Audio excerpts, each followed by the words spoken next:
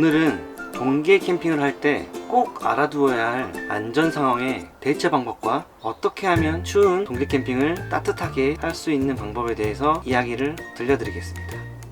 먼저 다들 동계 캠핑 하실 때 난방기구를 쓰시잖아요. 난방기구를 쓰시는 도중에 머리가 아프거나, 그러니까 즉 두통이죠. 맥박이 빨리 뛰어서 좀 두근거린다, 그리고 어지럽고 메스꺼운 게 느껴지신다면 일산화탄소 중독에 의심을 해봐야 되거든요. 술을 많이 드셔도 이러한 증상이 나타날 수 있는데요. 그래서 캠핑하실 때는 너무 심한 과음은 하지 않는 게 좋습니다. 제가 앞서 말씀드린 대로 이러한 증상들이 일산화탄소 중독 초기 증상이거든요. 그래서 이런 증상이 있을 때는 즉시 창문을 열어서 환기를 시켜주고 텐트 밖으로 나가서 신선한 공기가 몸에 공급되도록 하셔야 합니다. 그리고 조금 증상이 심하실 때는 119를 꼭 부르셔야 되고요. 그리고 밖으로 나가신 다음에 어떻게 하셔야 되냐면, 평평한 곳에 증상이 있으신 분을 눕혀서 두 다리를 수직선이 되게 들어줍니다.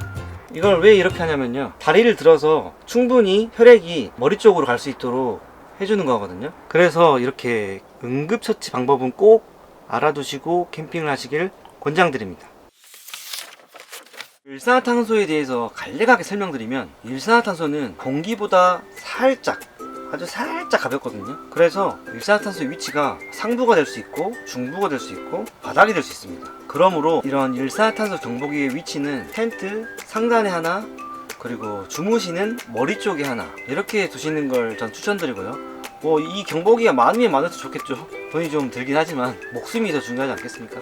그리고 저는 하나 더 추가로 설명드리면, 자는 곳에 이렇게 나이프를 하나 두고 자거든요. 경보기랑 같이. 이걸 왜 두고 자냐면, 혹시나 일산화탄소에 중독이 되면 몸을 못 움직인다고 하더라고요. 거의 힘들게. 그래서 거의 그런 상황이 오면 텐트 입구까지 뛰어나가기가 너무 힘들니까 정말 비상 상황에는 이 나이프로 최대한 가까운 위치를 찢어서 텐트 밖을 나가야 되기 때문에 이런 비상용 나이프도 준비하면 좋습니다.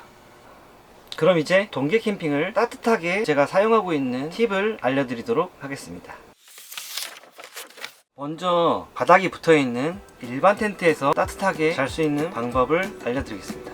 심지난로뿐 아니라 이런 페인터들도 틀어놓으면 텐트 상부가 유난히 뜨겁거든요. 그래서 저 같은 경우에는 페인터만 사용하더라도 천장에 실링팬을 달아서 천장의 열기까지 아래로 보내주는 용도로 사용하고 있습니다. 그리고 아무리 실링팬을 쓰더라도 텐트 바닥은 춥거든요. 발이 살짝 시릴 정도? 거의 바닥도 전기장판을 깔지 않는 이상 바닥의 차가움은 어느 정도는 감수하셔야 됩니다. 그래서 저 같은 경우에는 거의 열기가 중간에 머물게 만들어 놨거든요.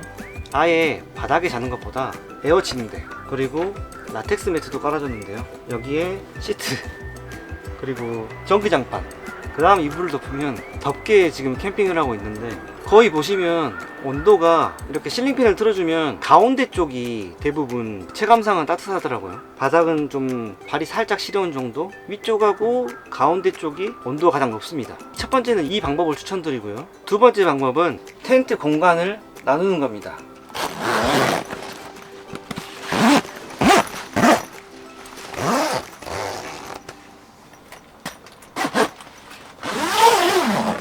제가 예전 영상에서도 말씀드렸듯이 텐트가 작을수록 난방 효율이 훨씬 좋거든요. 그래서 제가 쓰는 이런 텐트 같은 경우에는 칸을 나눠서 주무시는 곳에 난방기구를 놔두면 난방 효율이 2배가 됩니다. 그 다음은 캠핑 하시는 분들 가장 많이 쓰는 리빙쉘 텐트에서 따뜻하게 잘 수 있는 방법에 대해서 알려드리겠습니다. 바닥이 없는 리빙쉘 텐트들이나 터널형 텐트들 있잖아요. 그런 텐트는 이너 텐트가 있는 텐트도 있고 없는 텐트도 있는데요. 야전 침대에서 주무시는 것보단 이너 텐트나 작은 텐트들을 텐트 안에 넣으셔서 서큘로 난로 위 열기를 쏴서 이너 텐트나 작은 텐트 안으로 넣어주는 게 유리합니다. 그렇게만 하셔도 이너 텐트 안은 엄청 따뜻하거든요. 보여드리자면 이 안쪽을 이너 텐트라고 가정하에 제가 설명드릴게요. 주로 심지난로를 많이 사용하시거든요. 이너 텐트랑 한 40cm 정도 떨어뜨려 주시고요. 심지난로를 지금 이게 크레모와 랜턴 삼각대인데 여기에 서큘레이터를 연결할 수 있거든요.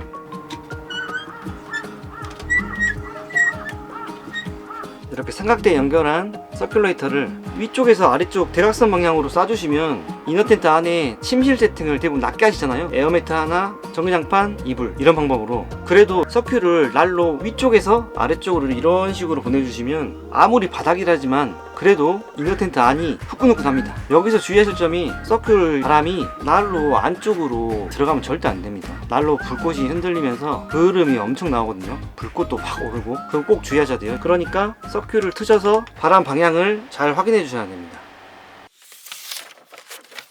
오늘은 이렇게 간단하게 동계 캠핑에 대해서 이야기를 해봤는데요. 동계 캠핑 하실 때는 첫째도 안전, 둘째도 안전, 셋째도 안전입니다. 그러니까 추운 게 싫으시면 동계 캠핑은 걸으시는 게 좋습니다.